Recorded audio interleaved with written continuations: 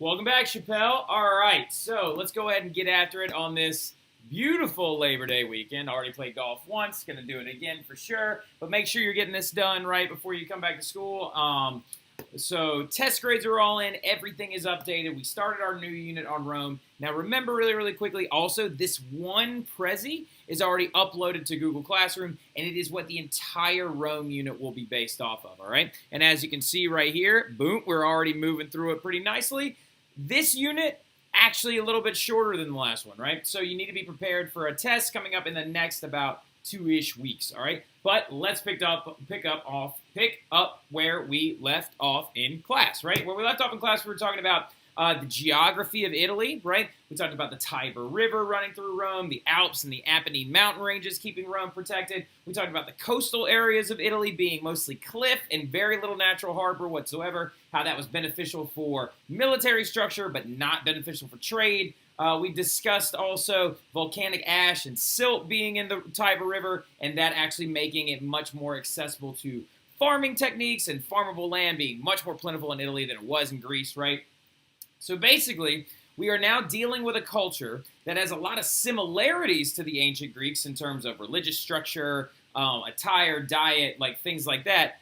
But we're looking at a place that was geographically the exact opposite, right? Now, we know the founding ideas of Greece, right? We know that the first two civilizations to pop up on ancient Greece were the Minoans and the Mycenaeans, and then the Dark Ages is going to occur with the late Bronze Age collapse and the immigration in of the Dorians, right? Now, we then go off to see Sparta and Athens rise up and a lot of other prominent city-states because Greece is a huge area, whereas Rome is one city that would eventually take over a giant area in Italy and beyond, past the Alps, northern Africa, most of modern-day Europe, and it would leave their lasting cultural impacts there. But they all started as one city. The empire that would be known as Rome began as just one city, right? Now, this city has a myth behind its founding. We talked about it already in G period. We barely got to it in C period, in B period, and we didn't get to it at all in C period. So to just go over it again, right, for those of you who already have heard this or know this, you can go ahead and fast forward a little bit. But for C period especially, you have it, right? So getting into it, though, the founding myth goes like this, right? So apparently there was a city in Italy, right, known as Alba Longa, right? It was in the Alban Hills, and it was home to a pretty decent-sized little community. Now, do you need to write this whole thing down?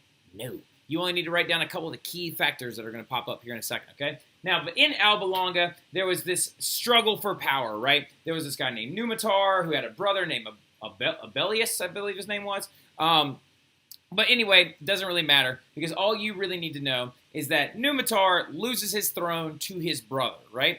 And his brother hears a prophecy that two twins will rise up and destroy him and take the throne back and rightfully give it back to Numitor, their grandfather, right? So when he hears this, he takes his niece, right, and her name is Rhea, and puts her in a convent of sorts, right, and turns her into what is called a Vestal Virgin. And she has to literally, cannot get married, cannot have children, and is told that she must live a celibate life for the rest of her life, right?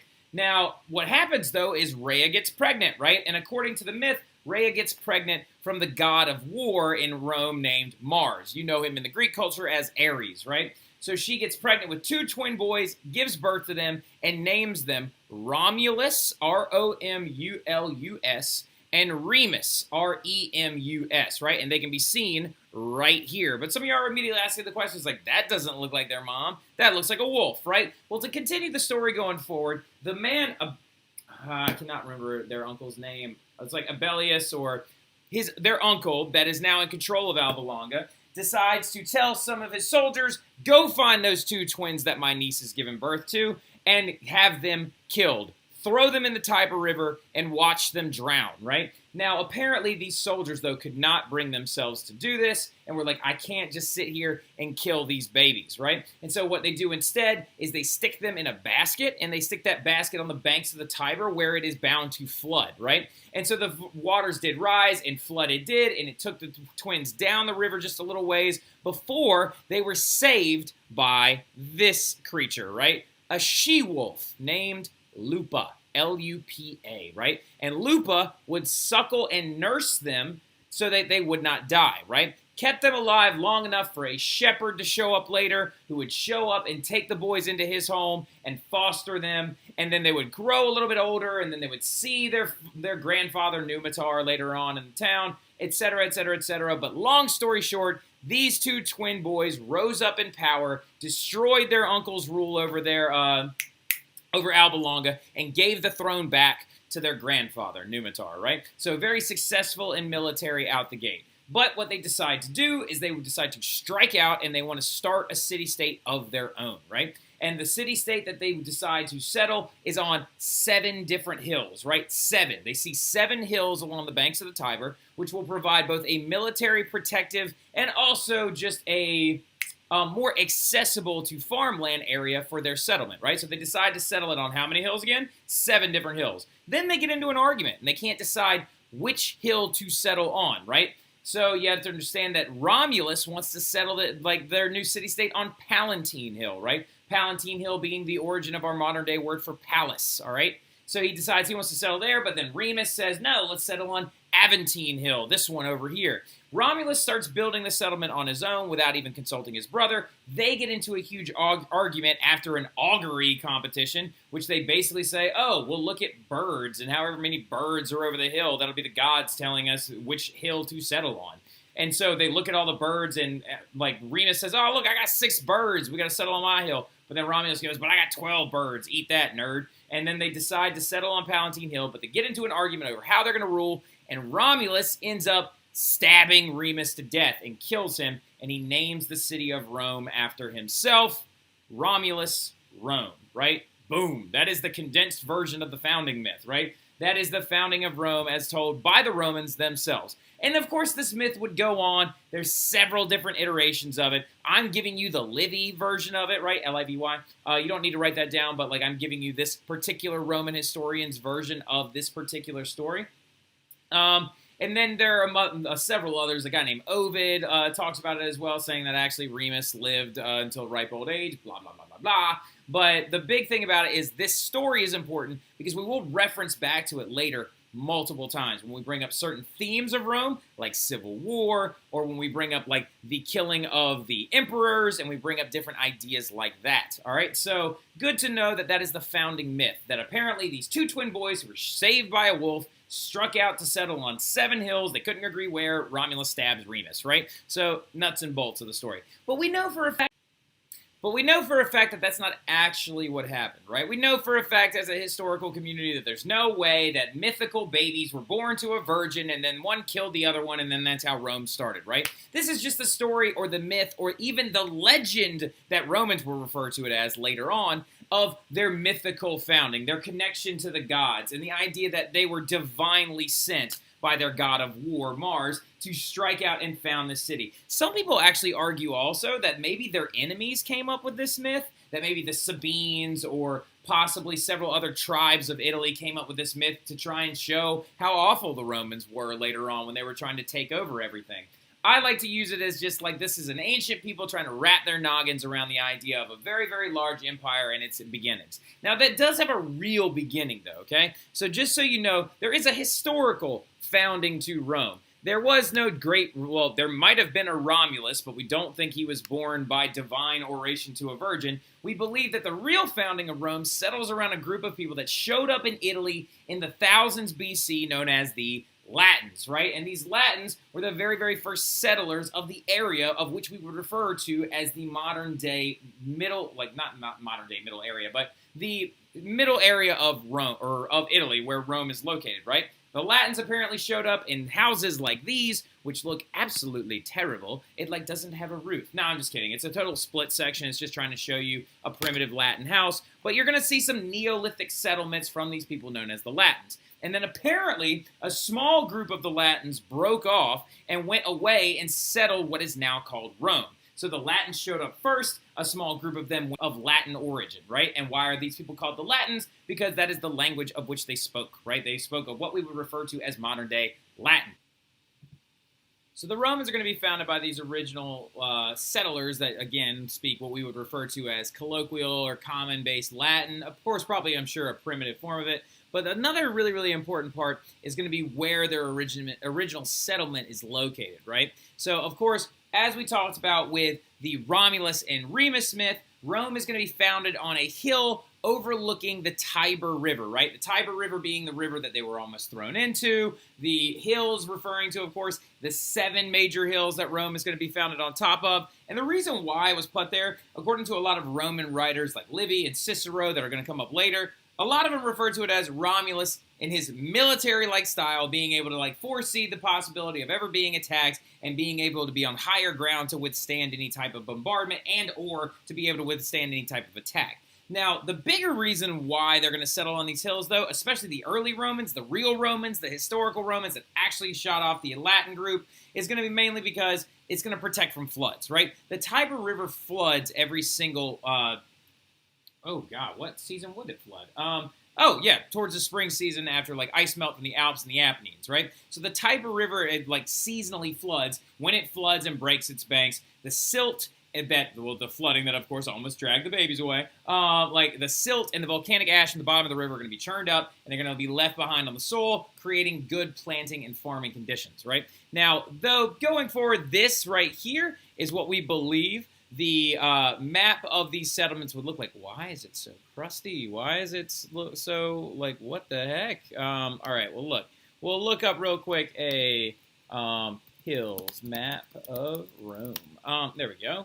And there we go. Now, there it is. All right, there's the better version of it. Now, I don't know why Prezi sometimes doesn't want to give me a non-pixelated, picture, but here we go. So, as we can see, there's the 1, 2, 3, 4, 5, 6, 7 hills referred to in the legend of Romulus and Remus. Now, also, just so you understand, as you can see, there are more hills. It's not just those 7, but these 7 happen to be located on the eastern banks of the Tiber River. And, of course, these 2, Aventine and Palatine, are the 2 that the brothers fought over, as in, which one are we going to settle, right? Romulus wanted to settle Palatine. Remus wanted to settle on Aventine. Stab, stab, stab. They end up, actually moving their settlement to Palatine because Remus ends up catching a cold case of what is known as death, or by fratricide, which is actually killing your brother, all right? So, but they end up settling on Palatine, and then the entire settlement again begins to cover the 7 major hills of Rome, right? You do not need to write down all of the hills, okay? We will end up talking about 3 very particular key important ones, being Palatine, Capitoline, and Aventine. Palatine actually being the origin of the modern-day word for palace, which is really, really cool.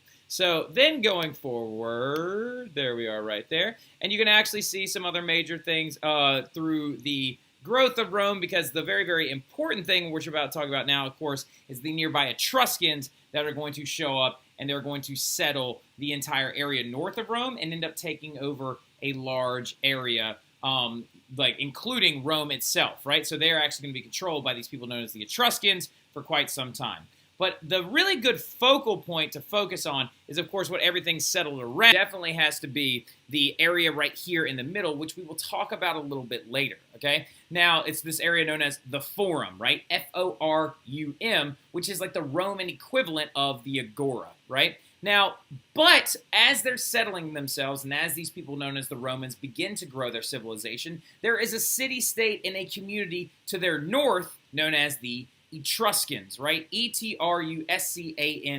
which had already been nearby and had already had time to grow their settlement and had grown into a pretty solidly based civilization up to this point. So these Etruscans that lived in the north are going to cause major problems for these people now calling themselves the Romans, right? And just to give you some understanding, this right here is the Tiber River, and this is the Tiber River in November. This is outside of flood season. This is actually post-flood season, even though you can see the muddy waters and stuff like that, because it actually is going to be churned with all that silt and volcanic ash inside of it. And then, of course, this is my wife doing a headstand on, that's Aventine Hill, actually. Aventine Hill, where Remus wanted to settle everything. This is her doing a headstand there. And then, of course, this is the map of the Roman settlement as well. Now, the Etruscans are a major group of people to understand and know, though, okay? Because the Etruscans are going to be the people that give Rome a lot of their cultural ideas. They build the very first walls that actually surround the Roman settlement. But they're also going to be the first strife that Romans are going to have to deal with. And what I mean by that is the Etruscans are going to take over the Romans, right? They created a few city-states north of the area that you would refer to to as modern-day Rome. Now, the thing about it is they traded with the Greeks, and they shared that culture with the Greeks. If we're looking at this picture of Etruscans right here, this fresco, we can see a couple of key things that are very, very important. Some of them being the instruments. We saw that lap lyre in a picture of Athenian education.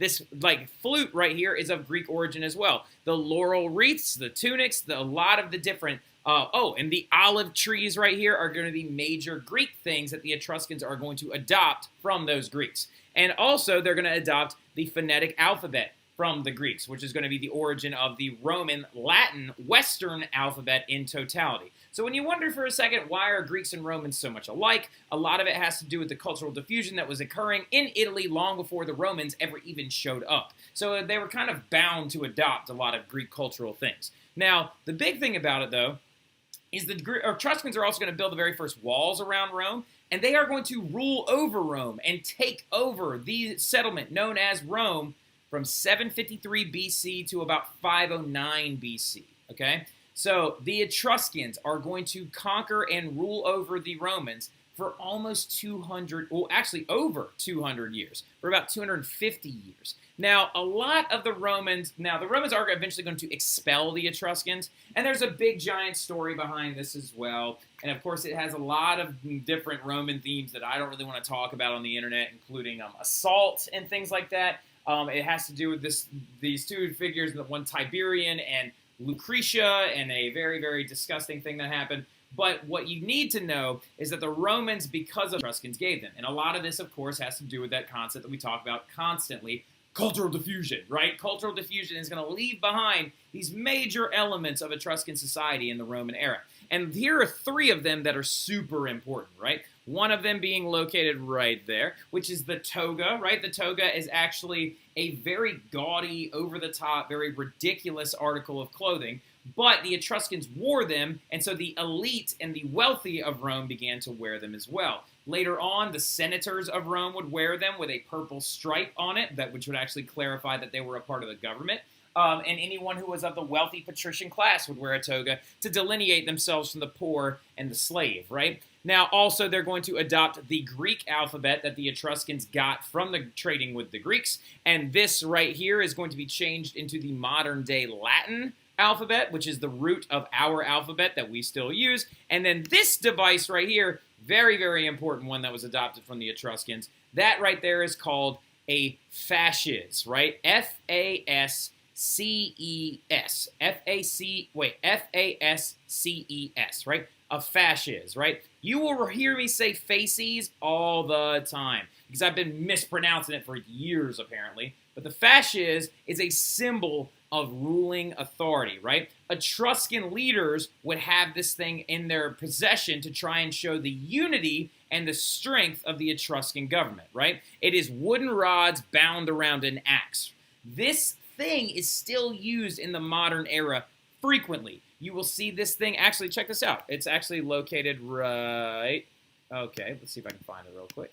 The fasces in the Senate, U.S. All right, so inside of the Senate Hall, in the back of the room, you can actually see fasces propped up in the very, very back of the entire room, right here. See, that is where they're located. It becomes a symbol of ruling power that all Western civilizations adopt after Rome. You got to understand, the Greeks have a lot of cultural effects on us as a Western civilization. However, the Romans are going to leave a lasting mark on every single Western civilization. A lot of this is due to the fact that they took over pretty much everywhere that would become a Western civilization, including modern-day countries like Spain, France, Germany, England, the Czech Republic, Slovakia, Hungary, Austria, like all these other areas. And once they have taken them over, cultural diffusion, these symbols will be left behind, right?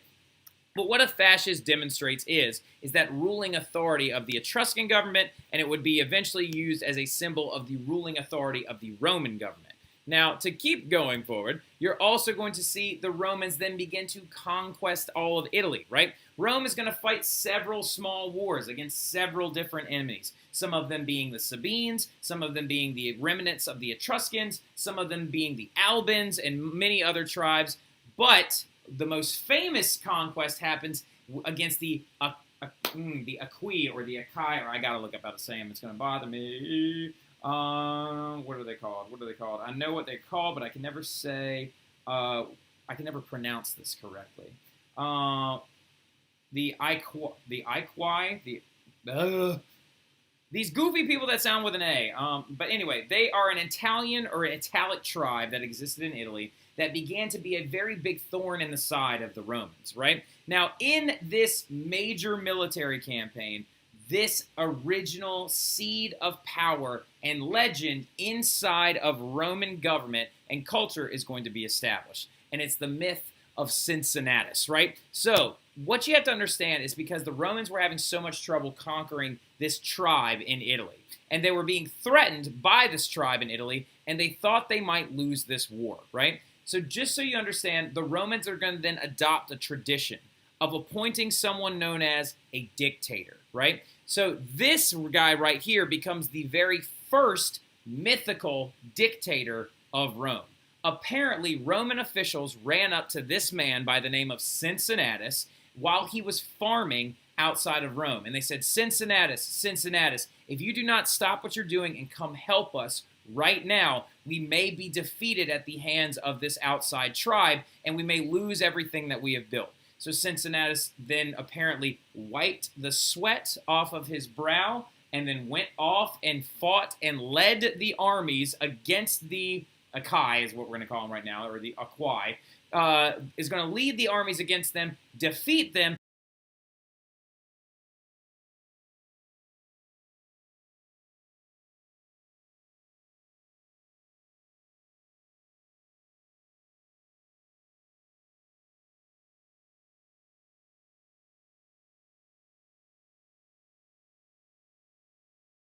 and in the process establishes a tradition in Rome where one man controls the entire government in times of war, because he becomes the very first mythical dictator. And the city in Ohio, known as Cincinnati, is actually named after him, right? So very, very important story to just kind of give you some understanding of the idea of a government being led by one man. Again, a seed of a very important story, just like Romulus and Remus will be a seed of an important story, just like the Etruscans and the symbols that they left behind, right? Because what's he holding? A fasces is going to be seeds of important Roman cultural ideas going forward, right? But this is where we're going to stop, because in our next class period, we're going to talk about the Gallic invasion of Rome and the sacking of Rome by the Gauls, and we're going to talk about how that's going to leave a lasting mark on Rome and how they're going to build up their military following that invasion.